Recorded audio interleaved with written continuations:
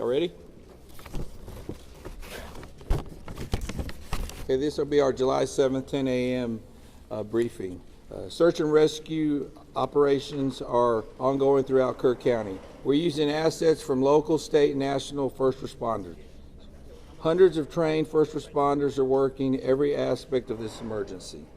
As of 8:30 this morning, we recovered 75 deceased bodies here in Kerr County, including 48 adults and 27 children. Of this 48 adults and 27 children, 15 adults and 9 children are pending identification. At present, there are 10 campers from Camp Mystic unaccounted for and 1 counselor. We continue to offer our condolences to those affected. Reuniting the families remain our top priority here on this operation. Please note that Highway 39 of an Old Ingram Loop remains closed to the public. Other than those who live in that area would not be allowed out there. I will now turn it over to Senator Cruz. City Manager Dalton Rice. Good morning, Dalton Rice, the City Manager for the City of Kerrville. As everybody knows, we are working in conjunction with the city under a unified command response and again, a lot of devastation. Our hearts go out to the families and the victims. We want to continue to work together as a community. We love the media support on this to be able to communicate that message, communicate family, communicate togetherness, and we really appreciate all the support and helping us be able to do that. Search and rescue, as the sheriff said, search and rescue operations will continue today from Hunt in North Kerr County all the way to Canyon Lake in Comal County. Now, we're only focused on the Kerr County side, but we wanted to talk about that because for a linear from Hunt all the way to Comal County in a straight line distance is over 100 kilometers. This is a massive field that is happening. And again, this is unprecedented flood events. So we are still currently in the primary search phase, which is the rapid one. They are running it, we have different segments that are gridded out. Each one of those segments are taking anywhere between an hour to 3 hours, up to 2 kilometers for each segment.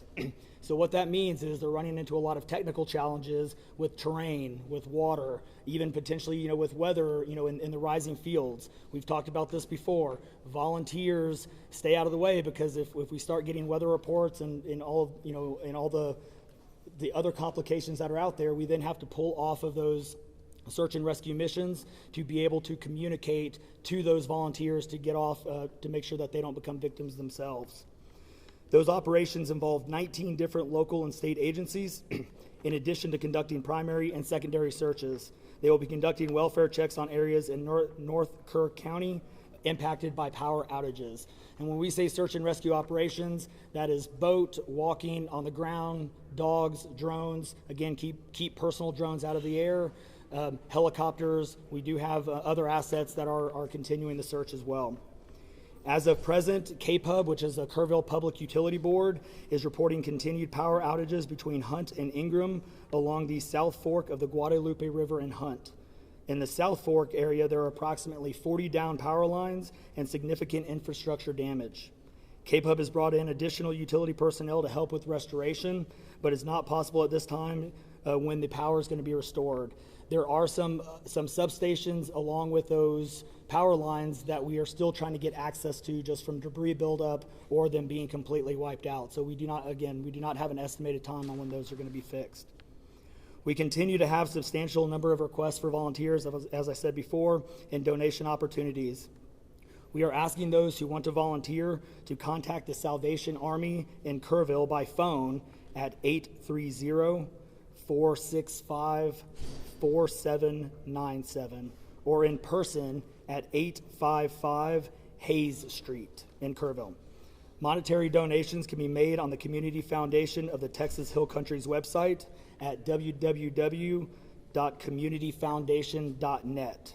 They have a Kerr County Relief Fund set up on that site. And I will now turn it over to the Mayor, Joe Herring.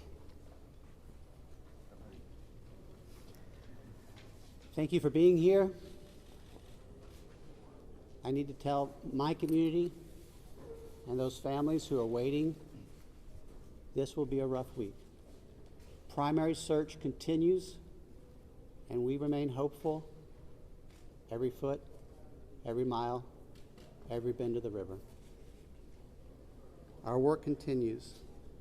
You need to know that we have been blessed with help from the community, from the state, and the nation.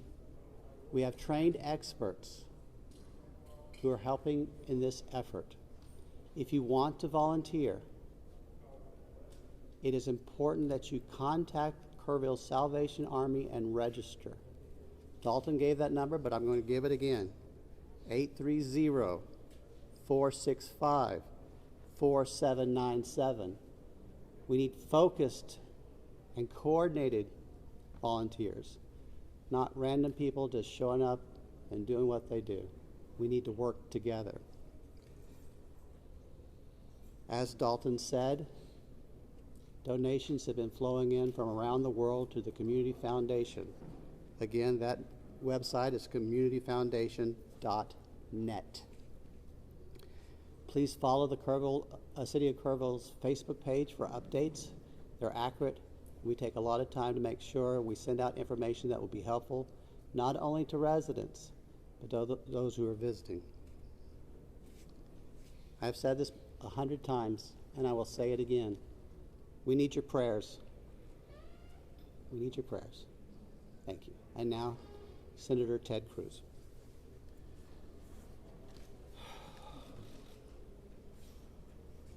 Texas is grieving right now. The pain, the shock of what has transpired these last few days has broken the heart of our state. As of yesterday, the confirmed death toll was 82, and those numbers are continuing to go up.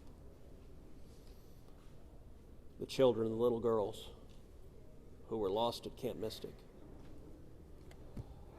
that's every parent's nightmare. Every mom and dad. Last week, we were picking up our daughter from camp here in Hunt. Our girls have gone to camp here for a decade. The Hill Country is an incredible part of Texas, part of the country. The natural beauty here is incredible. The camps that have raised generations of little girls and little boys and instilled character and love and faith are extraordinary institutions. And I'll tell you, the pain in our state, and it's every part of the state. You've got Texans from all over the state who were here celebrating the 4th of July. A week ago, this was a time of great celebration. You're dropping your little girl off at camp, your little boy off at camp. You're celebrating Independence Day. You know that your child is going to be swimming and canoes and horseback riding and doing archery and making lifetime friends. And then suddenly it turns to tragedy. For the last several days, I've spoken to multiple parents, scared out of their mind. Do you know anything? Where is my daughter? There's still 10 girls and 1 counselor from Camp Mystic that are unaccounted for. And the pain and agony of not knowing your child's whereabouts, it's the worst thing imaginable. But I want to say, in the face of all of this, it is simultaneously inspiring. Every time there's a tragedy, every time there's a natural disaster in Texas, Texans come together. Texas is a big state. We got 31 million people, and we have hurricanes, we have tornadoes, we have wildfires. Tragedies hit this state, natural disasters hit this state, and without fail, 100 out of 100 times when that happens, we see Texans coming together, helping each other, engaging in acts of heroism. There have been over 850 high water rescues since this flooding began. 850. You look at extraordinary stories of Eagle Scouts pulling campers out of harm's way. I was just hearing a story of one counselor whose head was right at the water holding up 2 mattresses with campers on those mattresses. That kind of courage, that kind of selflessness. And then there are the first responders. The local first responders, I want to thank every one of the first responders at the local level, at the city level, at the county level, at the state level, at the federal level. In the first few hours of this flood, I was on the phone with Governor Abbott, I was on the phone with Lieutenant Governor Dan Patrick, I was on the phone with Nim Kidd, the head of the Texas Department of Emergency Management, and then I called President Trump. I called President Trump. He was having dinner at the time. It was still early in what was transpiring. And I wanted him to know, I said, Mr. President, everything we're hearing right now, this appears to be bad, really bad. There may be a very significant loss of life unfolding right now in Texas. And I will tell you, the President said, Ted, anything Texas needs, the answer is yes. Whatever assets you need, whatever resources you need, yes, let us know, and we will provide everything. Within hours, we had helicopters, over a dozen helicopters in the air, National Guard, DPS, game wardens, Coast Guard, doing search and rescue, reaching down. We've all seen the videos of little girls being pulled up, hoisted out of harm's way. Incredible courage and heroism. Search and rescue is the first stage. But the process of coming together and rebuilding is going to take longer. And I will say to all the grieving families, to all of those who've gotten the worst news imaginable, that your little girl, she's gone. I will say for many of us, those are friends and neighbors who've lost children. Got multiple kids who go to school with my girls.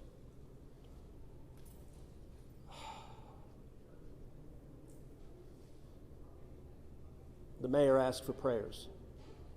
And I want to say thank you to the millions of Texans, to the millions of Americans, to the millions of people all over the world right now who are praying for Texas and praying for those parents. Going through this grief, it is going to take love, it is going to take friends and family embracing and hugging and holding them while they weep. And it's going to take the church. With every disaster, one of the things we see here in Texas is the church steps up and the church helps and the church feeds and clothes and comforts. This morning I met with a group of chaplains who've been going through the incredibly difficult process of talking to mom and dad after mom and dad who just lost the most precious person they ever knew. And those chaplains are just trying to love them and show God's love. So I want to say we will come through this. To those in the midst of grief right now, that might seem hard to fathom. But Texas will come through this. And I just want to say thank you. I want to say thank you to these gentlemen here who are working. They are not sleeping. They are working every day. Thank you to the families. Thank you to the Salvation Army. Thank you to everyone who is just reaching out and saying, how can I help? We will come through this, and we'll come through this together. Thank you. And now we'll take questions. Senator, you talked about how you know kids here, how you've taken your own kids to camp. Was it ever communicated to you that there was a need, that it was a priority to have a warning system so people had a chance to escape something like this? Well, listen, I think anytime you're dealing with major rivers, there's a risk of flooding, and there's always been a risk of flooding, particularly on the Guadalupe River. I will say, in the wake of every tragedy, there are things that are predictable. One of the things that's predictable is that you see some people engaging in, I think, partisan games and trying to blame their political opponents for a natural disaster. And you see that with a hurricane, with a tornado, with a wildfire, with this flooding, where people immediately say, well, the hurricane is Donald Trump's fault. Look, that I think most normal Americans know that's ridiculous, and I think this is not a time for partisan finger-pointing and attacks. Now, after we come through search and rescue, after we come through the process of rebuilding, there will naturally be a period of retrospection where you look back and say, okay, what exactly transpired? What was the timeline? and what could have been done differently to prevent this loss of life. And that's a natural process. I think it should not happen in a bitter and partisan sense, but it should happen in a reasonable sense of saying, what lessons can we learn? And I will give an example. You know, Houston's my hometown. If you live on the Gulf Coast, we get hurricanes. That's part of living on the Gulf Coast as hurricanes hit. And I do think Texas as a whole has learned over time how to deal more effectively with hurricanes.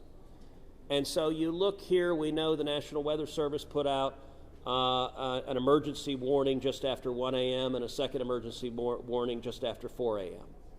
Now, obviously, most people at 1 a.m. and 4 a.m. are asleep. And so I think we will have a reasonable conversation about, A, are there any ways to have earlier detection? And some of that, the limits of a flash flood, they're very difficult because they can arise so quickly. But everyone would agree in hindsight, if we could go back and do it again, we would evacuate particularly those in the most vulnerable areas, the young children in the cabins closest to the water. We would remove them and get them to higher ground if we could go back and do it again. Obviously, everyone would. The people in RVs by the river's edge. We know in disasters like this, RVs and mobile homes are particularly susceptible, whether a flood or a hurricane or a tornado, they're particularly susceptible to that. And so my hope is, in time, we will learn some lessons to implement to next time, and there will be another flood, there will be another disaster, but next time there's a flood, I hope we have in place processes to remove especially the most vulnerable from harm's way. But I think that's going to be a process that will take a careful examination of what happened and how can we implement processes better in the future to prevent this same loss of life. Senator, there were claims that the National Weather Service sent that first flash flood warning that should have alerted phones at 1:14 in the morning. But we have a federal public database maintained by PBS Warn, that says the first emergency alert wirelessly here in this area to Kerr County was not until after 9 a.m. That was more than 4 hours after the severe flooding had come to this area. Did you know that? Have you seen that? And what's your response, knowing the state and cuts to NWS in recent months by this administration? So I don't know the source for what you're saying. All of the public reporting I've seen is that there were two alerts that went out, one just after 1 a.m., one after 4 a.m. You know, I can tell you, I talked about the partisan finger pointing. I think there have been some eager to point at the National Weather Service and say cuts there led to a lack of warning. I think that's contradicted by the facts, and if you look at the facts in particular, number one, that these warnings went out hours before the flood became a true emergency level, but number two, the National Weather Service here, New Braunfels is where they were headquartered. They had additional manpower. In fact, they had 3 additional people working that night, anticipating that it was going to be a very dangerous weather situation. I also think it's worth noting that the National Weather Service Union, which has been very critical of the DOGE cuts, has publicly said that they don't believe that the reduction in staffing had any impact whatsoever on their ability to warn of this event. And so, look, I think it is reasonable over time to engage in a retrospective and say at every level what could have been done better, because all of us would want to prevent this horrific loss of life. But I think just immediately trying to use it for either side to attack their political opponents, I think that's cynical and not the right approach, particularly at a time when we're dealing with a crisis and we're dealing with grief. But does this make you question whether there should be cuts at the National Weather Service and FEMA? I know you've been supportive of FEMA. Look, I am very supportive of FEMA. I'm very supportive of the National Weather Service. They both perform essential roles, and I think it is critical at every federal agency, particularly when you're dealing with public safety, that we make sure that critical roles are maintained. That's a longer and broader discussion, but as I said, everything from the public evidence indicates that was not a contributing factor to what occurred here. Is it possible to get Dalton in just to talk about that and the National Weather Service alerts? Because there were escalating forecasts throughout the day from the National Weather Service. What did the emergency managers of the county and other local officials do with that information starting at 1:15 and onward, where you had the dire river forecast at 6:30? Were emergency managers doing anything to put any processes in place to warn people when So overall, we were preparing for the July 4th, weekend. So we had National EMR on site. We were, basically stood up kind of a incident command post, if you will, to prepare for that event. So everybody was kind of up looking at weather. We looked at the weather before. When you looked at the National Weather Service, flood map, it spanned all the way from the west side of Texas, with Kerr County kind of being in that upper northeast corner of it. And so everybody, including the National Weather Service, was looking at where's the rain going to hit. We know it's somewhere in here, but with rain, especially when you're dealing with terrain, you got to figure out, sometimes you don't know until it falls. So once it starts falling, then you got to figure out, okay, how's the watershed going to do this? How's the science going to work? And when you had that north and south fork that we had talked about before, it all converged into one. We do know that a lot of the camps were looking at this just as much as everybody was. With the rainfall percentages, even the National Weather Service had looked at, and don't quote me on the numbers, but it was anywhere between 1 to 7 inches. We got significantly over that. And again, when it goes into very congregated areas and how that watershed shifts into the rivers, that impacts things.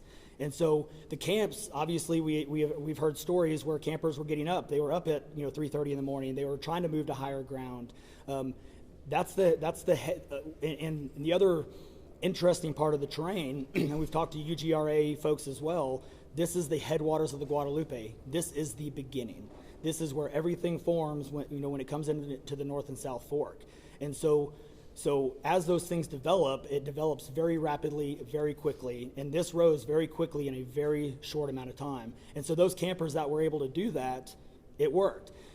There's been the other question, and I'll just give this one out.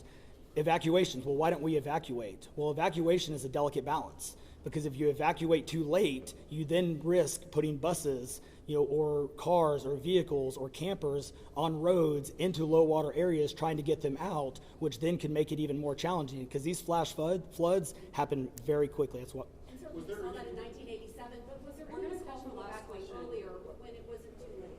Was there any discussion about that among the officials? Sorry, repeat your question. Was there any discussion to evacuate or activate any emergency plans before it was too late, where it would be very dangerous like that? Well, so again, just like disasters in Texas everywhere, it's very tough to make those calls, because what we also don't want to do is cry wolf. We don't want to make sure that we activate it at the right time. It is very difficult, very challenging, especially with this. We're looking at 100 kilometers, right? That's a big straight line distance. That's not even along the river. These areas take a lot of time to get out to. So even when first responders were on the ground at 3:30 in the morning, and we had reports, we had first responders that were getting swept away, actually responding to the first areas of rainfall. That's how quick it happened. First responders who have experience, who are Swiftwater qualified, were driving as soon as the rain started falling, were driving to these areas, and one of them got swept off the road. So what had been done? Was there any communication between 1 and 4 a.m. from local law enforcement to the camp saying, I know you can't get buses in an hour, but was there anyone telling the camp between 1 and 4 a.m. you need to get the girls to higher ground at the very least, even if they have to walk up there in the rain, as many of them actually ended up doing? Was there any communication from local law enforcement to anyone at that camp between 1 and 4 a.m.? That I don't know off the top of my head. What I do know, though, is there's 55,000 people in Kerr County. Kerr County is a massive, massive area. From here to those camps is 45 minutes on a good day. And so, obviously one of the big challenges that we have, even when you have cell service, a lot of those areas don't even have cell service. Radio communications towers, radio towers within the hill country becomes very challenging. So there's a lot of areas, especially when weather comes in, where cellular towers are down or you already have bad service. So there's a lot of factors that play and a lot of variables in there on communication that, again, I think as we work through this process, we know everybody has a lot of questions regarding what are the next steps and what's next. And I think all of these are all great questions. And as we continue search and rescue and as we continue to move to the next step, we definitely want to dive in and look at all of those things, from cell service tower to radio communications, or emergency alerting. Any of those things, I think we all really need to take a look at and review. And we're looking forward to doing that once we can get the search and rescue and stuff complete. In regards to the total number, before I say anything else, I just want to say thank you to you, all the first responders, everyone involved. We've been praying. Thank you. We've been praying. The media's been praying. Thank you guys for doing that. I've got two questions. One, for you, trying to get an accurate count on number of missing. I know you can't. I know we don't know we don't know what we don't know. Yes. But do we know a rough idea on total estimates that are still missing overall throughout the county? And then one other follow-up. This may be for Senator Cruz. A lot of speculations being made about this being somehow man involved with the weather modification, with some of the rainmaker technology, working with farmland. Do you think any of that, is there going to be any investigations into that, or can you communicate anything on that? Let me answer your first question. I'm definitely turning that second one over to him. So on the first question, with missing persons, so obviously we have the knowns, the can't miss it kids, which is the numbers coming down as the sheriff has stated, and then we have the unknowns. Well, we don't know what we don't know. We actually have a 5 hotline line. It fluctuates between 3 and 5, but we're working on it. We get calls 24 hours, 7 days a week. We haven't hit the weeks yet, but we're still taking in calls. We are collecting all that information. So we don't have a solid number that we're willing to talk about right now. We do know that it is a lot, because we also are getting a lot of fake calls. You're looking. This is a worldwide discussion, and we're dealing with scammers. Victims' families are being reached out to, saying that they have their kids pay me money. It's heartbreaking. It's absolutely heartbreaking. We're dealing with with mental health issues, where people are calling saying they have visions. All of these things we're dealing with on a day-to-day basis, and we're having to vet this information, and it becomes very taxing on our people. Again, this is an extremely heartbreaking. This is, if not the worst, one of the worst disasters in this region in a very, very long time, even beyond 1987. And so, but we're Best estimate, like dozens or hundreds, or just to give people an idea. a lot. So, The follow-up, yeah. Let me, Yeah, Not to get into the weeds on, people are asking lots of questions, and where should we start the investigation at? to the best of my knowledge, there is zero evidence of anything related to anything like weather modification. And look, the internet can be a strange place. People can come up with all sorts of crazy theories. What I know is a reality is that a whole lot of Texans are grieving right now. I will tell you, I was visiting with one parent who was talking about online, being harassed online because their information was public, that they had a little girl who was missing at Mystic. And look, there are a lot of people who are messed up, and my call for everyone, there's a time to have political fights, there's a time to disagree. This is not that time. This is a time just to reach out, support each other, go volunteer at the Salvation Army, give them money, go volunteer at your church, go. You know what I did when this happened? Just go hug your kids, because I got to tell you, I hugged my girls with tears in my eyes, because every one of us who's a parent, there but for the grace of God go I, and nothing will fill the void in these moms and dads' hearts, but they'll make it through it.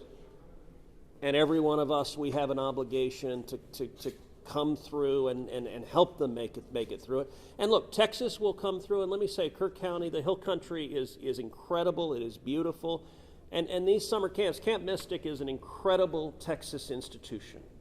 For a century, it has made a profound difference helping young girls become strong women in Texas and across the country. And so, for me at least, I'm praying for these camps. I'm praying for all the campers, everyone implicated, everyone impacted, and I hope we come together and stand as one doing that. Thank you. Thank you, everybody.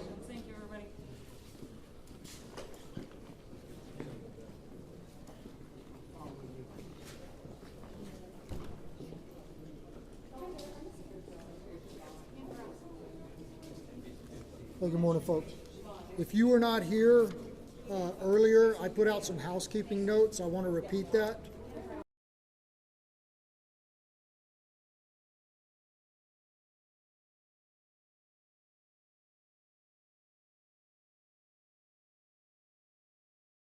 Search and rescue operations. We're asking everyone to adhere with that direction.